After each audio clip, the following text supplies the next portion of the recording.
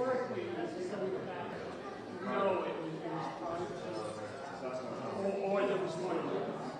I was at one of the Bloomberg, one of the governor ones, usually one or two. And we about this. I think we were in something.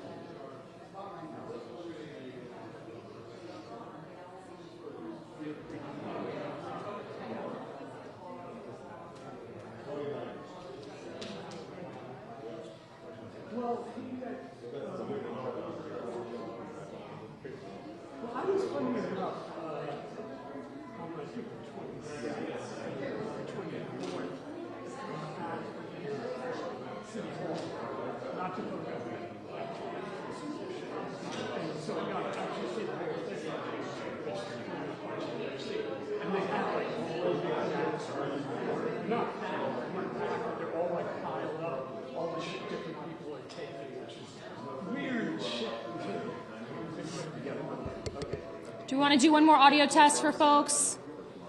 For all the folks who just walked in, audio test, 1, 2, 3. 1, 2, 3. How we sound.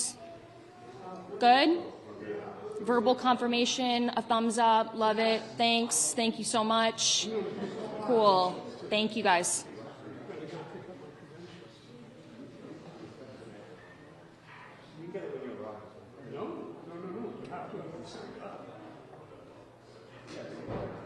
Yeah, if you're signed up. Yeah, I got an email. No, what it does is saves me a line, and I can tell my editor where the positions are. Where do you read? What? Where you got? I don't think you need to. You have to remember two things. One, fundamentally,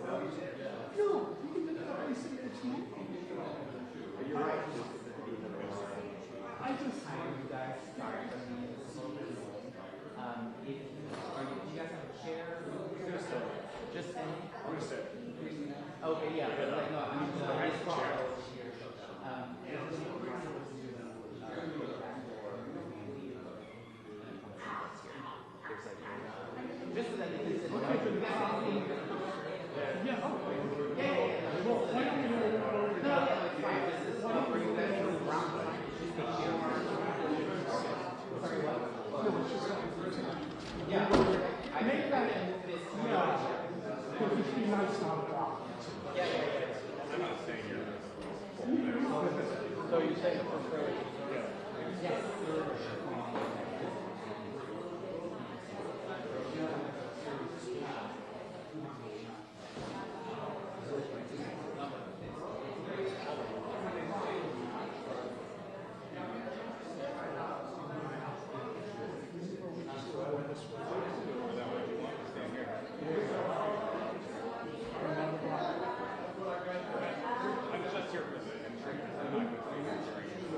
Yeah, but from the side, front, it's actually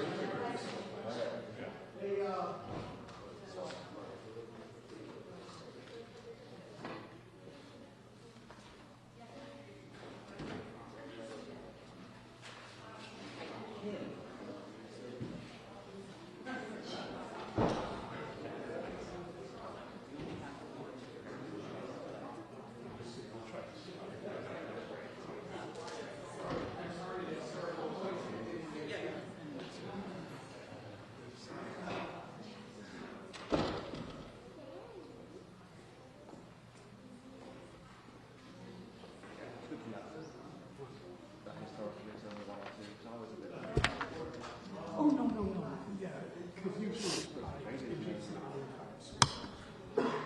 It's been... I only saw people who want to. That's crazy.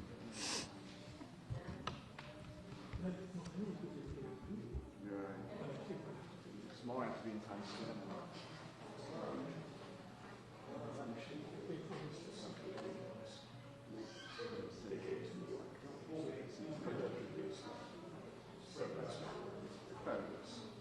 I mean, you got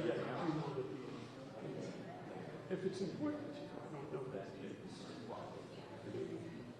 But yeah, tomorrow. I am not doing it. No, because originally I was on for midnight, getting to do that. And now I'm just doing that. I love Times Square music. You do? That's fine. I agreed to work. That proves you're not from New York. I agreed to work because I thought I'd be doing that. And now I'm doing it. I truly hate it. No, I don't. I don't. I know. I do not like it. I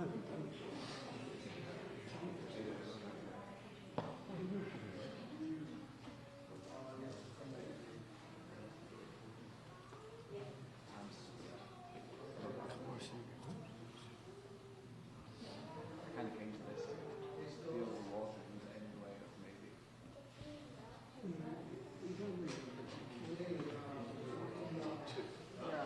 You know what I mean? I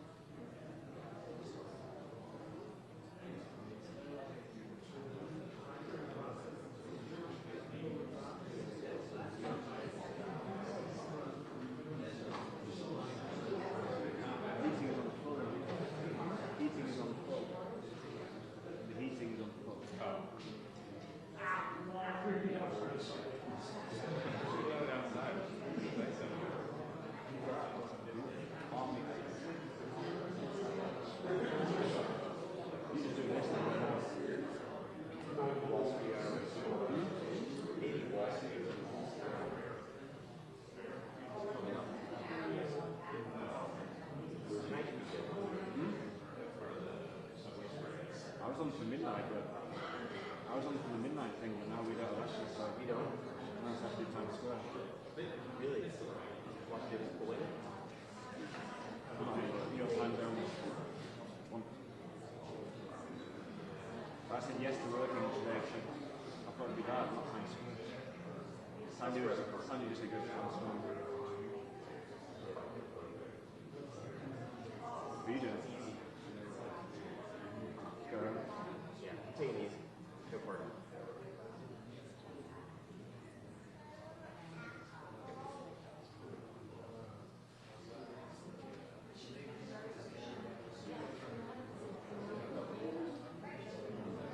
Going out tomorrow. I'm going out in a second. What? I'm going out in a second. Why? Some gig.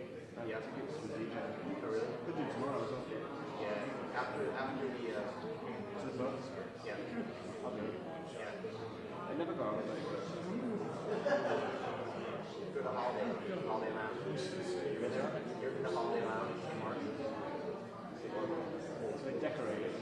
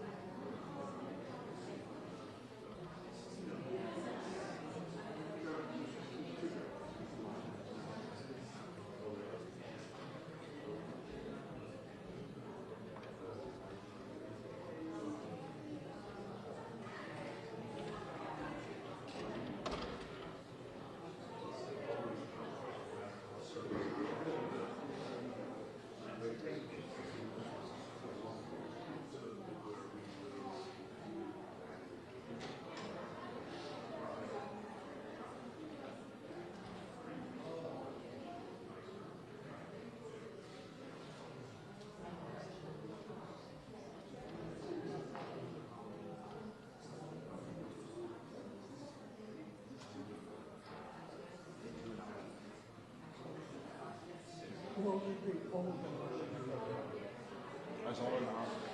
What? It's all in the house.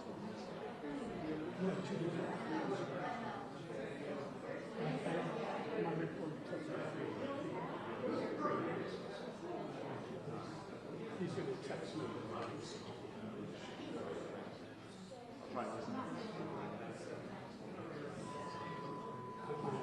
So you normally put the pressure out before they want the events. They usually put the pressure out. I don't think they do. This is a total emotion. I don't think people experience this. Really everybody putting such times. Not people before, but anymore. Pretty good at this place. Oh, it's the same. I was sure I was there. Yeah, that's very sure. That's why I'm going to get the pass tomorrow. It's a minute 50 a month. It's crazy. And you'll let people in. That's just, It's 12:45. yeah.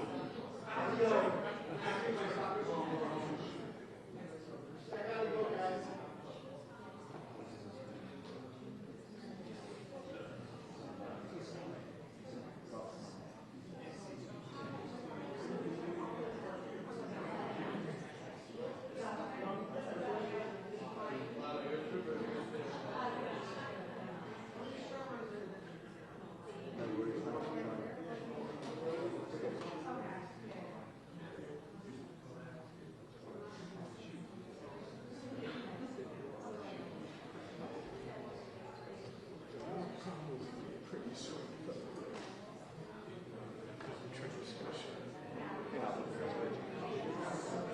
It's been nice to Depends on many people there.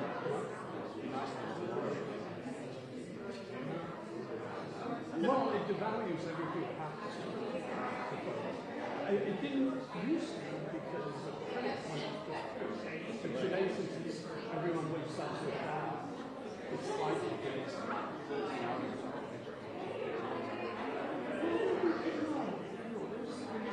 you'll have to all morning. I mean, 13 hours if you do those. Yeah, often I think it might be about the stories, but it's not an issue.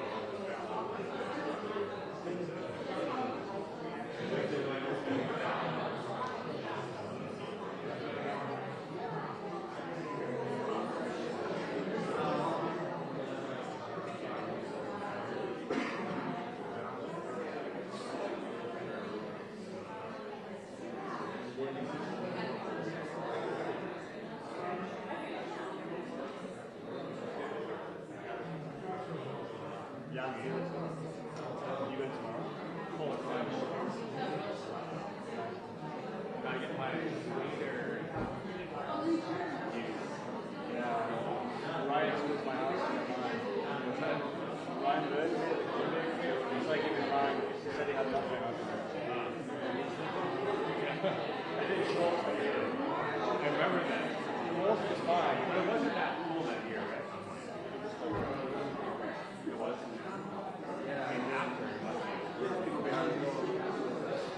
The problem was after the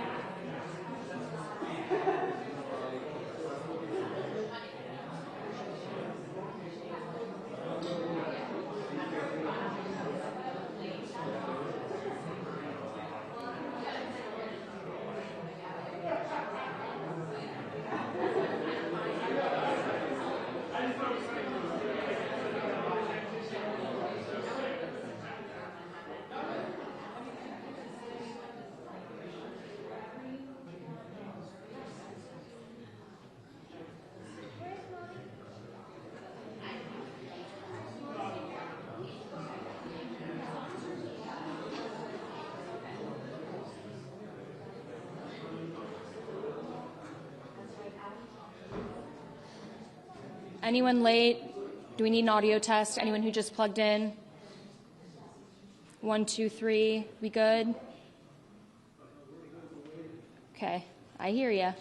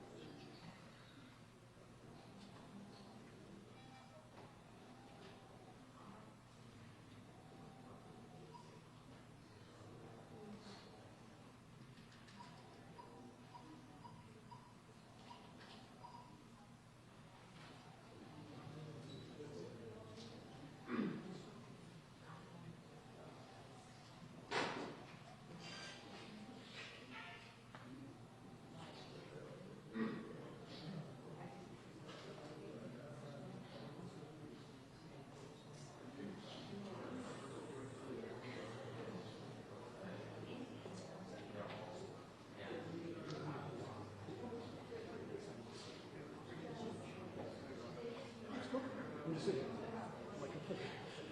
not going to know. I'm going down there. I'm going here.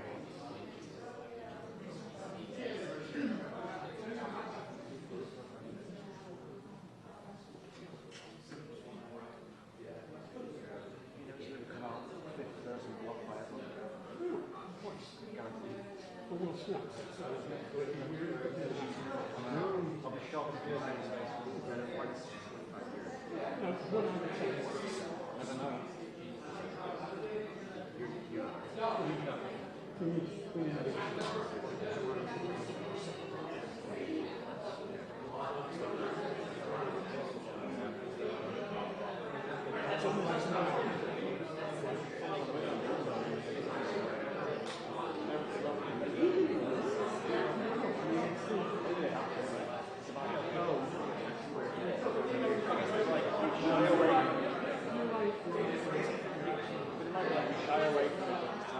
Can you also then send some more wires. I also keep the other.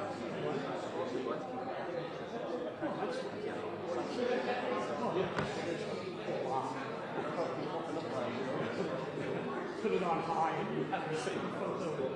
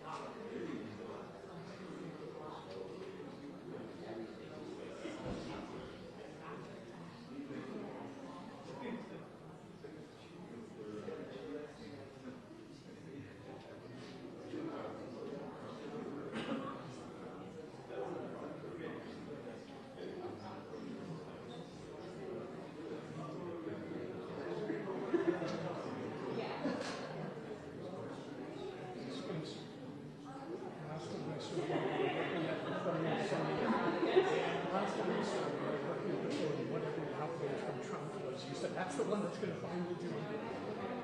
Do you remember? Came and went about 15 years. Of course.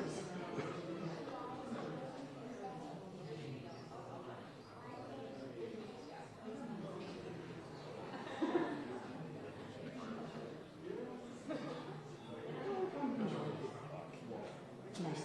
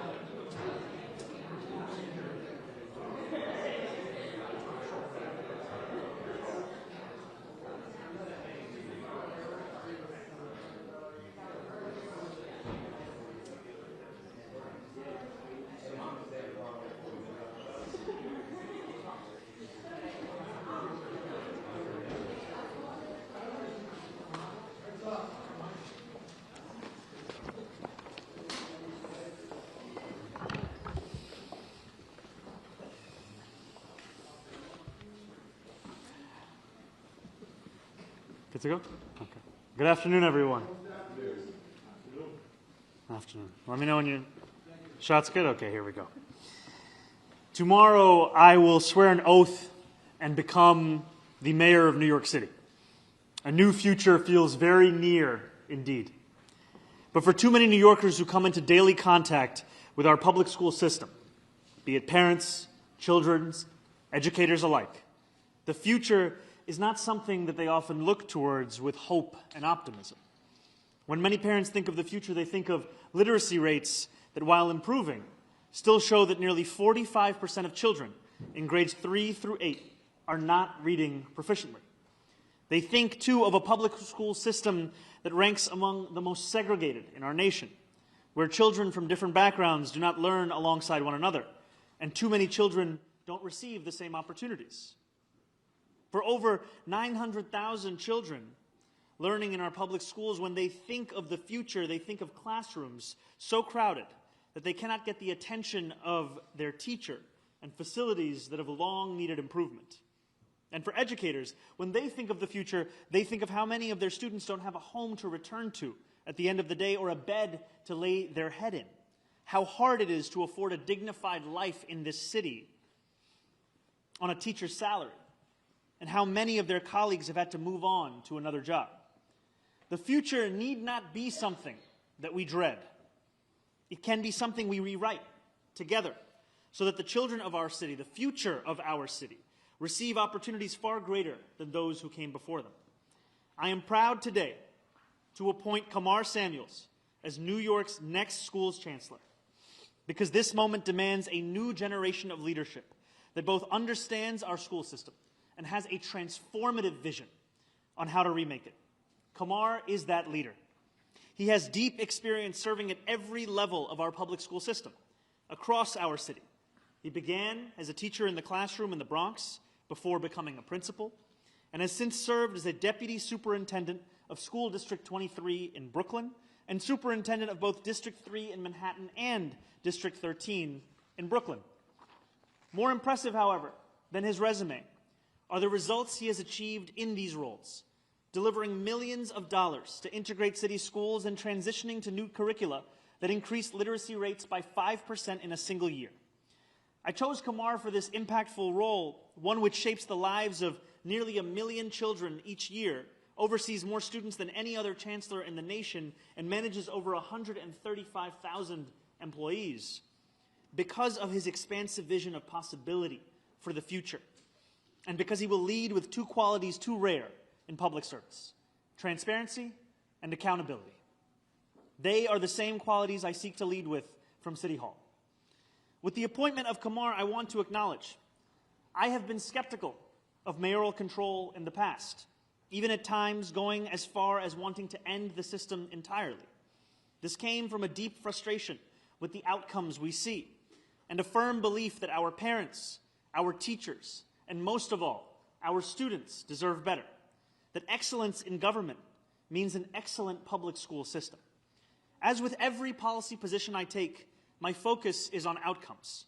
So though I have held concerns about mayoral control, I also acknowledge that New Yorkers need to know where the buck stops, with me. They need to know to whom they should address their concerns and their fears. They need to have a firm voice in City Hall that they can count on to not only listen, but to also act accordingly. My approach to mayoral control will ensure that community involvement is not ceremonial or procedural, but tangible and actionable. I will work alongside Kamar to engage parents, teachers, and students in decision-making. We will pursue an aggressive democratization agenda to make sure the entire system has a voice. For one, our administration will improve the parent coordinator role to be a meaningful organizer of parents, rather than an administrative coordinator reporting to a principal. We want to restructure how meetings are run so that working parents can actually attend them.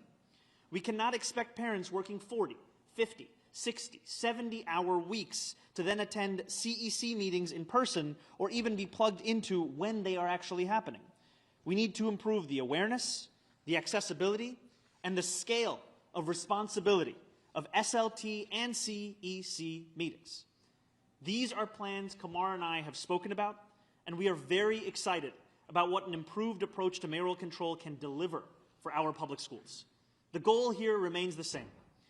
It remains improving teacher recruitment and retention, expanding support for students with special needs, improving literacy rates, and delivering the best public education we can in the wealthiest city, in the wealthiest country in the history of the world.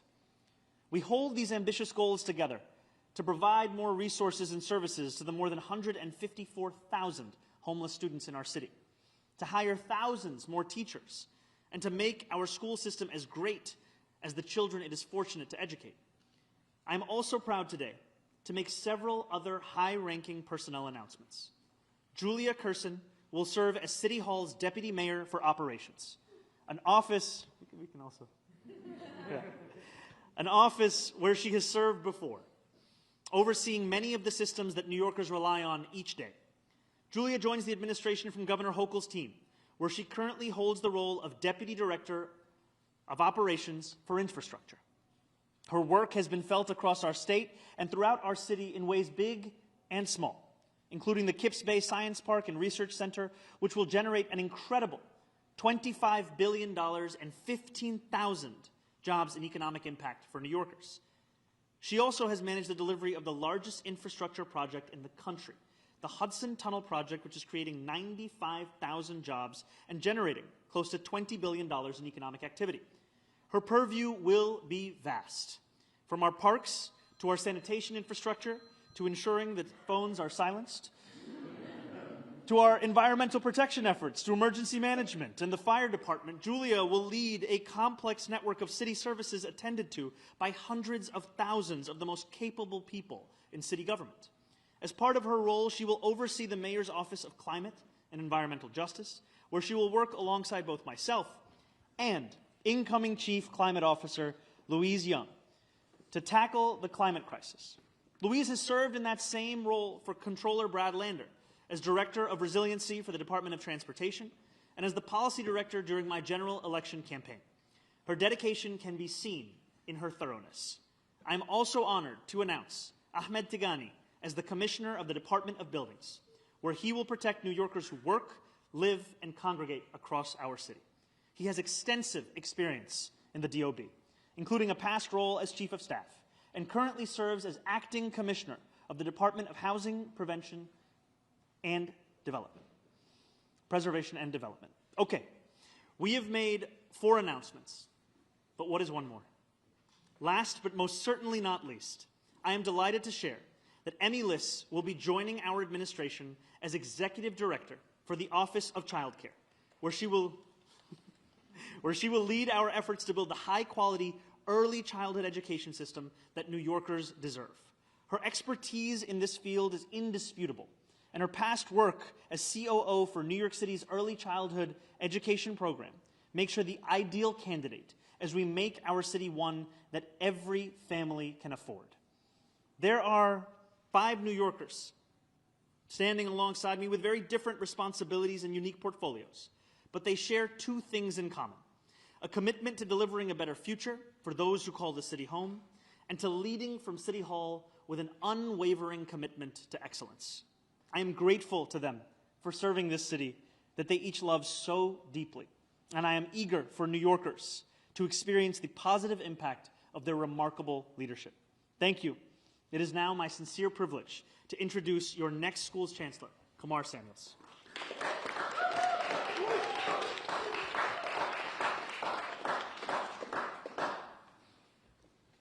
Thank you, Mr. Mayor-Elect. It's an honor to be here and stand before you as the next New York City Schools Chancellor. The most critical decision in a classroom is not simply the curriculum the teacher sets, but when an adult decides a child is worth fighting for. I started my career in an elementary school as an elementary school teacher in the Bronx, standing in front of students who deserved someone who believed in them and making a commitment to show up every single day for them. Because real learning doesn't happen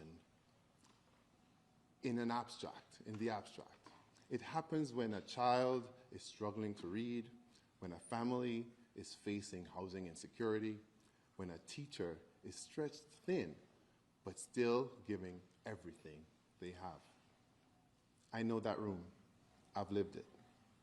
For over 2 decades in the New York City public school system, I've had the privilege of serving at every level, from teacher to principal to superintendent, across the Bronx, Brooklyn, and Manhattan. Yes, I love the city.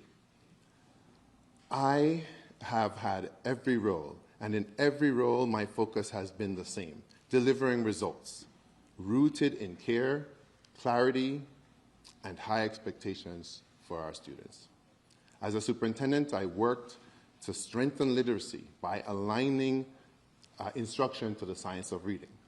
I helped expand access to high-quality programs, including launching 17 international baccalaureate pathways. And I worked with communities to secure more than $10 million to advance school integration, because equity is not an abstract idea, it's a set of choices we make together in policy and practice. But what matters is not just what we do, it's how we do it. By listening to educators, by respecting families, by seeing students not just as data points, but as whole people with enormous potential. I am deeply honored to serve as the next Chancellor of the New York City Public Schools, together with the Mayor-Elect, my man, Mr. Mamdani. We will fully fund public schools. We will invest in recruiting and retaining educators, especially in special education, bilingual education, math, and science. So every child has a teacher qualified and supported. And we will confront one of the deepest crises facing our students: homelessness. With more than 150,000 students experiencing homelessness, we will expand Every Child and Every Family is Known, because children cannot focus on learning if their basic needs aren't being met. A great city is measured not by how well it takes care of its children. And a great school system starts with leadership that knows the work from inside out. As a parent of 2 public school children myself, I believe deeply in what our kids can achieve. And together, we will make sure that every classroom in New York City is a place where learning is happening and is joyful, and teachers are supported, and students can imagine a future that is as big as this city itself. Together, we will write the next chapter of the New York City public school education, and one where our children receive every ounce of attention that they deserve. Thank you. Thank you very much.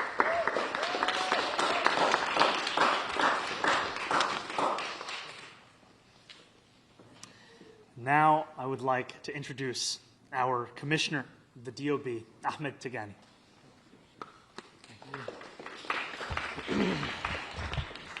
Thank you and good afternoon. I am humbled and I am honored for this opportunity to lead one of the most complex and influential building regulatory agencies in the country as the incoming Commissioner of DOB. Every year, DOB oversees tens of thousands of construction sites, processes thousands of permits each week, and manages a wide range of responsibilities for New York City's critical construction sector. But these are not just stats on a page. These are permits that represent a new home, each represents a new business, a school seat, or access to health care. Our work has real consequences, and it's felt every day across the city by New Yorkers. As a lifelong New Yorker, born and raised in Brooklyn and proud to have called many boroughs home, public service to the city isn't just a career in my family, it's a calling. Shaped by a belief in giving back to a city that supported us so many times when we needed it the most. The commitment was instilled in me by my mother, a dedicated social worker. It's shared by my sister, who fights daily for equity and inclusivity. And it's reinforced by my wife, Jen, and my son, Jonah, who remind me why the city we build must be safer, more accessible, and fairer for the next generation. So thank you so much, Mayor-Elect, for this opportunity to continue to serve. Thank you to my colleagues at HPD for 5 years of wins for New Yorkers, to Commissioner Otto for his steady leadership over these past years, and to the incredible team at DOB who I look forward to rejoining soon. The Mayor-Elect's charge was clear: protect lives, enable growth, and build a greener city, urgently, with high standards, and with accountability at every step, so every New Yorker can trust the results. With those as our North Stars, I think I join my colleagues up here when I say we look forward to getting to work.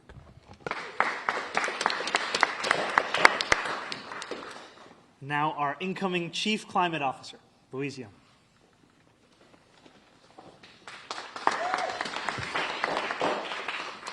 Thank you to Mayor-Elect Mamdani for this great honor. It is a privilege to serve as New York City's Chief Climate Officer. I'm a lifelong public servant, and for the last decade, I have been so honored to work with New Yorkers across all 5 boroughs to advance climate justice. The very first job I was hired to do was on coastal protection for Lower Manhattan after Hurricane Sandy. I've also worked on greening our housing and building community solar so that anyone, including renters, can access clean energy. In a city where we overcome any challenge with creativity and an ethos to showing up for our neighbors, tackling the existential threat of climate change offers us the chance to dramatically reimagine what's possible and what our future can look like.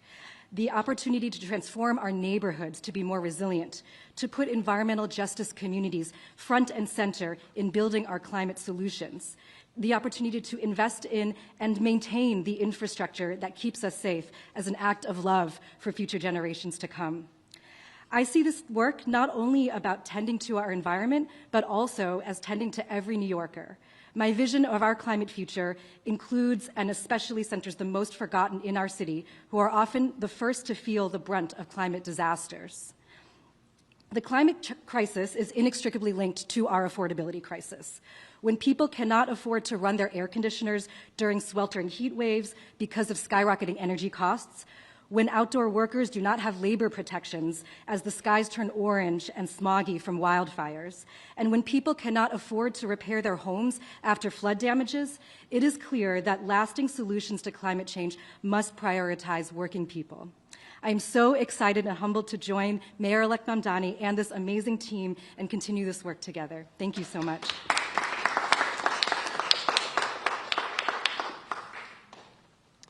And now our incoming Executive Director of the Office of Child Care, Emmy Liss.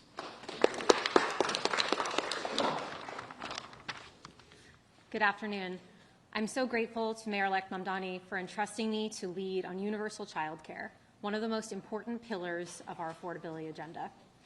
When families have access to safe, reliable, high-quality childcare, children learn and grow, parents are able to work and build economic stability, businesses and our economy thrive. But too often today, that is not the case. Parents are going into debt, leaving the workforce, or leaving the city entirely because they cannot afford childcare. Families with children under 6 are more than twice as likely to leave New York City.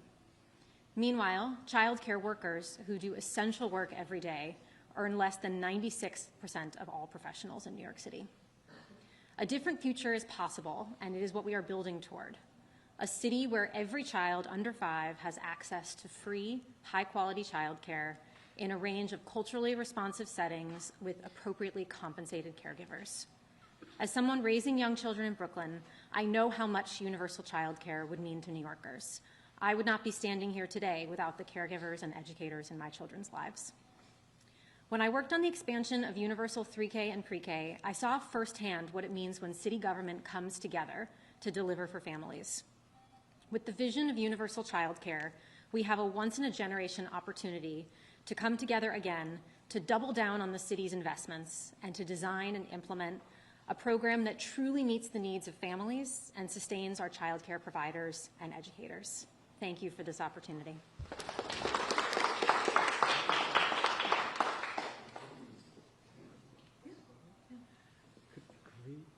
Would you want to come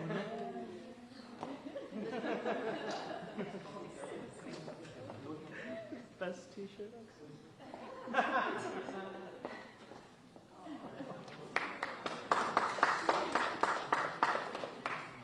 just want everyone to see this incredible t-shirt that our young man is wearing. It says wanted free childcare. Thank you so much, Emmy. Thank you so much to the family. And now, if you could please join me in welcoming our incoming Deputy Mayor of Operations, Julia Curson.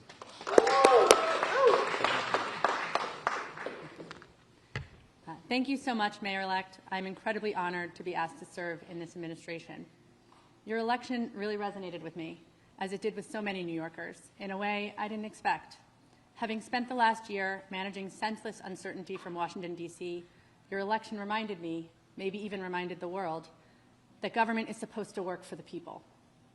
New York City hired you to bring them a New York that works for them, a New York that is for everyone and anyone. Now it's our job to deliver on that promise. I have spent the last 20 years delivering priority programs big and small, programs that were often met with skepticism. But I've also learned that with political will, vision, and creativity, nothing is impossible. The Deputy Mayor for Operations role is a big one, a portfolio of agencies that provide services that touch almost every aspect of daily life, services that, when done well, are often invisible. There should be a park nearby, open, safe, and clean, for when your kids have too much energy and you just have to get them out of the house. You should be able to walk, bike, drive, or take transit safely. When it rains or snows, the streets and sidewalks should be clear. Clean, safe drinking water should run from every faucet. And our public spaces should be places for community, where we can get to know our neighbors or take in the sounds of the city. It takes hundreds of thousands of people and dozens of agencies to deliver these services seamlessly. As my uncle used to say when we drove past a new stoplight in his town, do you know how many meetings it took to put up that stoplight? Yes, it takes a lot of meetings, thinking, and planning to get things done right. But we have to move with a sense of urgency. New Yorkers cannot afford to wait for the services they rely on. I do want to take a quick second to thank some folks. I've had the pleasure of being mentored by some incredibly impressive women: Catherine Garcia, Jackie Bray, Alicia Glenn, Mira Joshi, Marie-Therese Dominguez, and Joanne Papageorgis. I have so enjoyed learning from all of them. Also, my mother and father, who raised me with a commitment to public service and made me believe I could do anything. My children, whom I love very much, and who love me even when I forget to send them to school with a crazy hat on Crazy Hat Day, and my husband, who makes me laugh every day. Thank you all. Now let's get to work.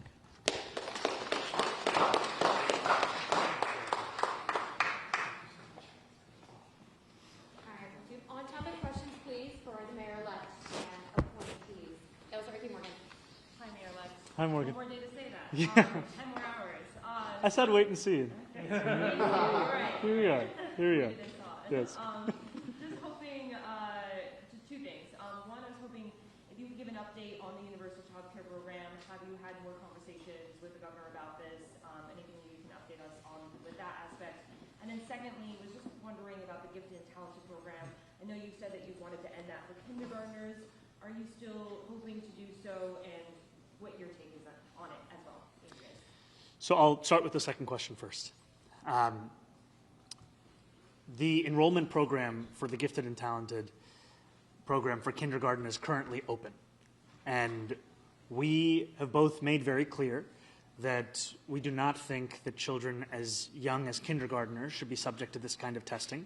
And we also will not take action that will destabilize the lives of parents across this city. So for the program that is currently active, it will continue for the case that has been laid out for this next calendar year. And then in the years after that, we will fulfill the commitment that we've made specific to kindergartners. And then to your first question, universal child care continues to be a priority for our administration. And that is in part what has made me so excited to have Emmy in someone who has been helping prepare us for this work already and now will take a lead role in this. And it has been a part of conversations that we've had both internally as well as with the governor's team. And as the governor has said herself, 2026 is the year for childcare. And we truly believe that the absence of this, it is something that poses a great risk to our city and our state in terms of the ability for working class, middle class families to afford to stay here. So we will continue to not only have those conversations, but to start to share the details of what the plan looks like. How's it going? To clarify your position now, are you asking the legislature to continue to give you mayoral control?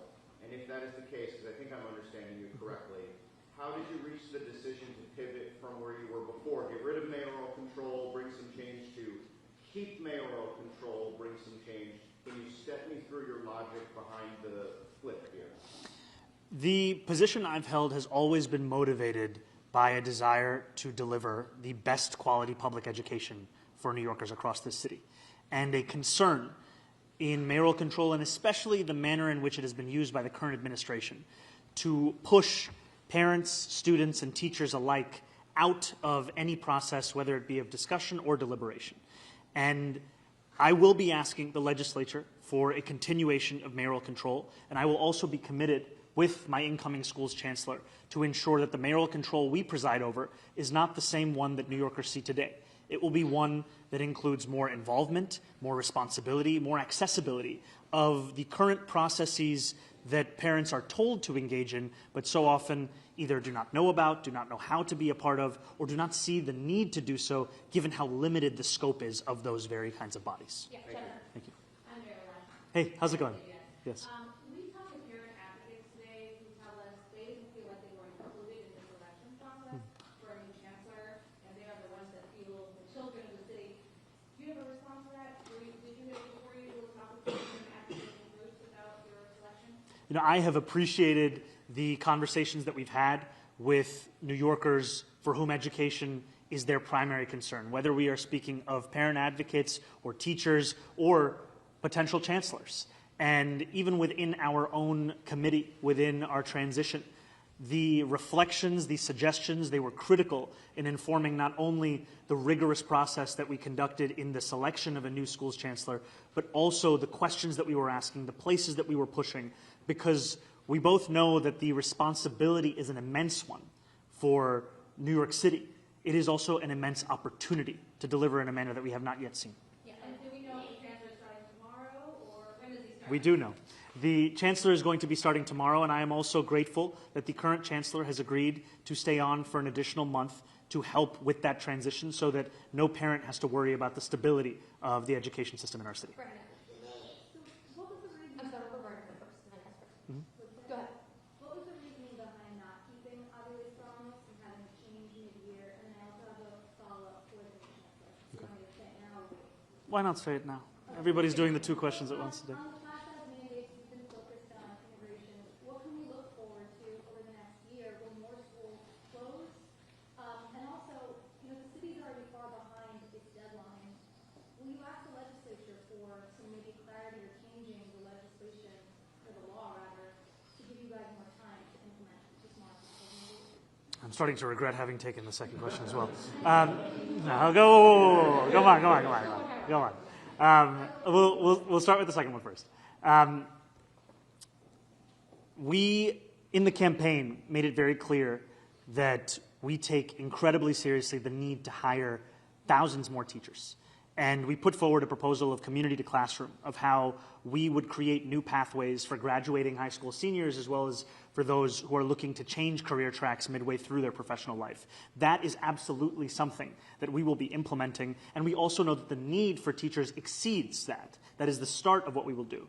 And we are committed to implementing the class size mandate. It is something that I was proud to be a part of in Albany. And when we return to Albany for this upcoming legislative session, we will also make clear the kind of support that's necessary for the full implementation of that. Because as the Chancellor said, and as I also remarked upon, we cannot have it any longer that children are fighting for the attention of a teacher that has no means by which they can actually address all of the many kids in their own classroom. We have to set teachers up for excellence if we want to demand excellence of them. And to your first question, what I will say, actually, Chancellor, you want to add it? Yeah, we are all in on meeting the class size mandate as much as possible. And I think there are several approaches, and what you can look forward to is a lot of community and parent engagement around the processes that we're going to use to get there. But we are all committed to that. And then to your first question, I'm incredibly appreciative of Chancellor Aviles Ramos's work and the conversations that we had over the course of this interview process, the manner in which she committed herself to it, and the candor and the good faith that she engaged with all of it.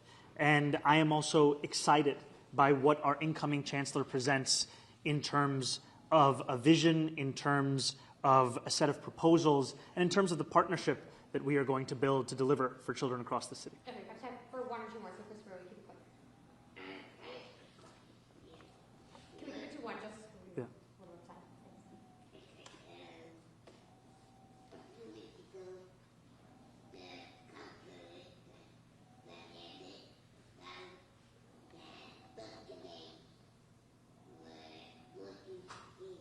Bus delays? Okay.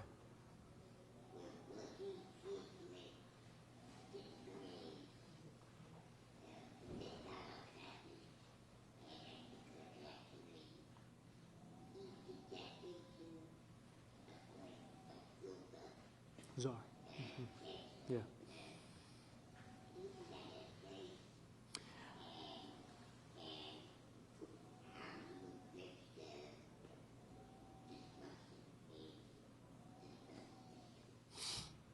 You know, I take very seriously that report, those findings. I think you'll find in the Chancellor's remarks as well as in my own that the quality of education and experience that we deliver for disabled children across the city has to be a priority. And I am at once appreciative of the fact that the bus contract was not extended to the full proposed amount. And I know that this is a challenge that we will have to address, we will have to tackle, and it will be a focus for both the school's chancellor and myself. Thank you guys so much. You say the parents who voted Super for you quick. because you promised you would end mayoral control. It was on your website. You talked about it even back in Albany. What do you say to people that voted for you because you promised you would end it?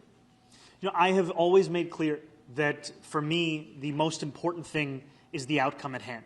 And I understand that the way in which mayoral control has been used, especially by this administration, has been one that has pushed parents, students, and teachers further and further away from the process. And the answer cannot be the continuation of what we have seen mayoral control to be.